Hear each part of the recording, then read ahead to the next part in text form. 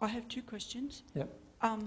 Can a spirit tell you, manipulate you with truth, tell you truths, like 9 truths, and then the 10th to lead you along a way, and then 10th truth is like, you know, the icing on the cake that's totally false? Of course. Can they manipulate you with truth? Of course.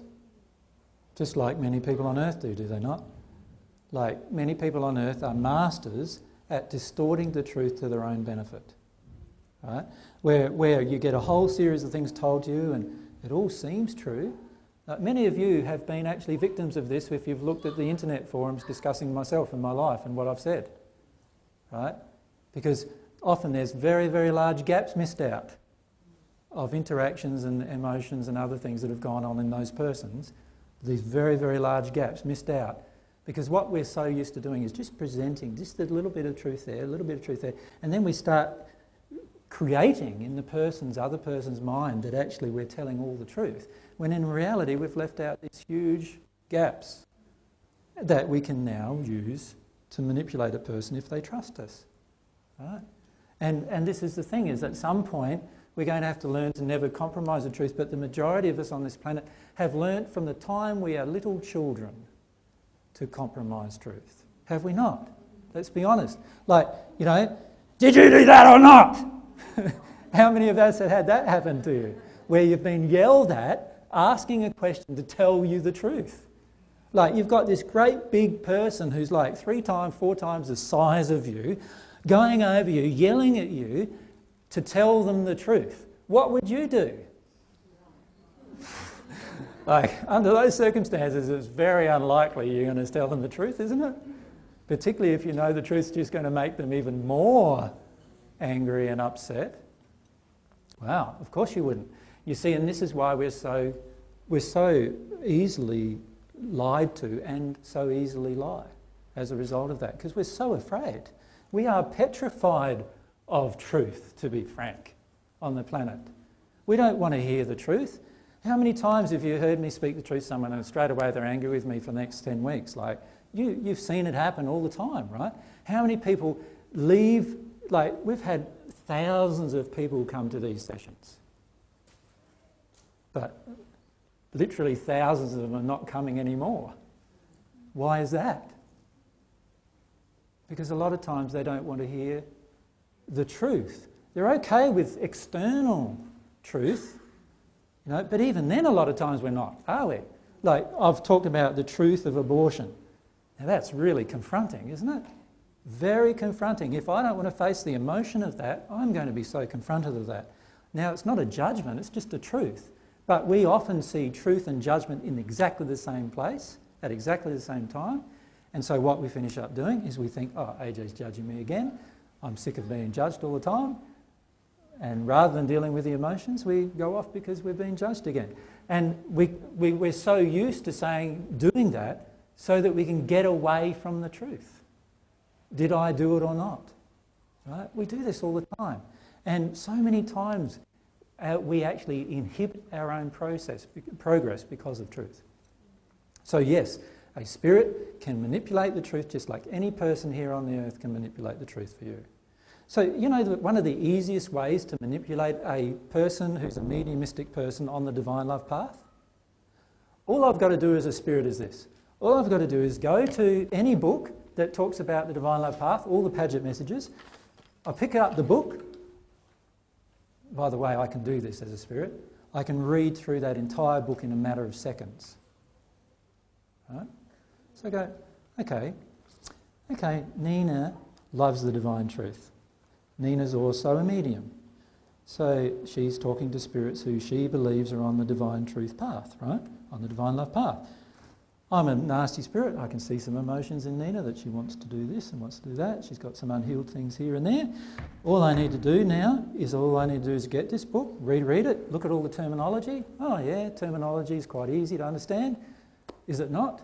How many of you understand what a bit is, or a byte is, or a processor, or all those kind of, these are all computer terms, are they not, that you've learnt?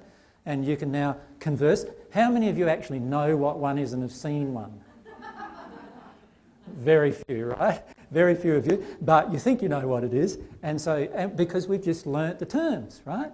We've just learnt the terminology. We fit in with, okay, so I'm a spirit, divine love path. Oh, all the people here in divine love path. Quite a few here who are developing their mediumship now, who are working their way through. Oh, it's quite easy. This is going to be easy. All I do is I read all the material. Right, now I'm totally versed on the divine love path from an intellectual point. I might be in the hells, right? But I know what to say. And all I need to do is what? Say, oh, Nina, you're doing so well on the divine love path. Isn't it lovely? You know, start channeling all this other information. Nina's starting to feel really good. Wow, I was really thinking I was doing bad, but I'm doing quite good, obviously, now. The spirits are telling me, isn't this wonderful? And I get some more stuff, and oh, isn't it wonderful? Yeah, this is really good. This is really good channeling. Hey, it's really awesome. And I'm channeling a first sphere spirit who has nothing to do with the divine love path, and all they're doing is trying to connect to me so that they can manipulate some of my other emotions. Right? And if I can't feel the spirit, how am I going to know? I'm not going to know. So that spirit can come along and say, all right, no. So after about 3 or 4 months, you know, oh, you're listening to AJ. Yeah, interesting. Yeah, she's got some man issues as well. Okay, we can easily now influence Nina into dealing with some of her man issues by getting angry with AJ, right? And all AJ's got to just innocently say is drop a bit of truth here and there. And bang, oh, the spirit says, see, he's out of harmony with divine love, you know. And the spirit's starting to go now at Nina about AJ being out of harmony with divine love. You can't trust him, and you can't do this, and you can't do that. By the way, would any divine love spirit start saying these kind of things to you? Probably not, eh? But by now we're so hooked, right, into the interaction with them that we don't think of that, right? And we're in the emotion of anger too, inside of ourselves, towards the person. So that's very, very hard for me now to get out of that. And so now what's happening? Now what's happening is I'm being influenced off the path that I think I'm following by my connection with the spirit through some unhealed emotions. That's what's happening. This happens all the time on earth. And the reason why it happens is, as I said at the beginning, you can't see who you're talking to. You can only feel who you're talking to. And if the feelings of who you're talking to match your own feelings very closely, you're going to think it's quite good, right? And if those feelings happen to be rage towards men, rage towards women, anger towards God, whatever other emotions that are unhealed inside of you, you're obviously going to be very open to influence. And it's so easy to influence you. To be frank with you, if I wanted to influence you, it would be so easy to influence you. Because the more somebody knows about your emotional condition and can feel from you about your emotional condition, if they have a malevolent attitude towards you, an attitude where they want to harm you, they can very easily influence you. The fortunate thing for you, in many cases, is that the spirits who are in the position where they do understand you emotionally are also in a position of love, and they don't want to harm you with it. The spirits who want to harm you, all they do is they look at your body and they see the different colours. A lot of times not even understanding what they are, but they know the colour that attracts their colour to them. Remember, everything from a metaphysical point of view is like a pipe that connects you with them. And so they feel this connection like a pipe between you and this spirit. And they can see that pipe. You can't, they can. They know that they have a connection with you that they can influence. And they don't care how they influence it. Now, some of them are more intelligent than others. And so therefore, they use cleverer ways to do it. Some are not quite that clever or are quite basic in terms of their emotion. They use the fist, right? And try to pummel you into submission. If that doesn't work, they leave. It just depends on their personality is what they'll do. Now, I'm not saying all of this to frighten you. I'm saying all this to actually encourage you to see how easy it is to be influenced by others if you decide to hook into them emotionally. And what I would like to encourage you to do instead of that, hooking into them emotionally, is to start looking at some areas where you can protect yourself from hooking into other people emotionally when you know they're in a condition that is not harmonious with love. Right? Now, if you've got an angry person on the internet saying all these things about me, for example, saying all these things to you on the internet about me, the fact that they're angry is telling you what? Well, they obviously have got a lot of fear, and then there's also a lot of grief, is there not? So there's anger, fear, grief. Now, if they're angry with me, what have I said about anger? Anger is the guide to dealing with deeper emotions. Haven't we said that? So if you know they're angry, if you're listening to them in their anger and believing them, then all of a sudden you're now in a place where you're vulnerable. That's totally different than listening to a calmer person who's not in a state of anger. But how do you tell the difference? Well, it's quite obvious with anger, not quite obvious with other emotions. Right?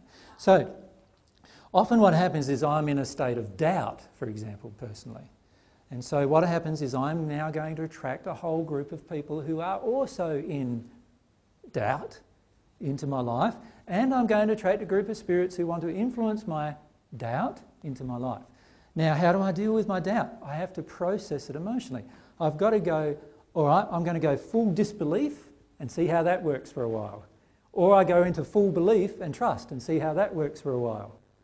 But don't stay in the place of doubt, because in the place of doubt, you are heavily manipulated by anybody around you who just triggers your doubt. Do you see what I'm saying? So if I'm talking about the law of attraction and you doubt the law of attraction exists, don't stay in that place. Either totally disbelieve me completely and try that on for size and see how that garment fits you for a while, right? Or believe me for a month and see how it works. Do one or the other. Does that make sense? But in the place of doubt, you can actually stay in that place for 25 years and you'll pass, and then you'll go, oh boy, I wish I didn't doubt that all that time without knowing what the truth was. You can resolve all of these issues quite easily.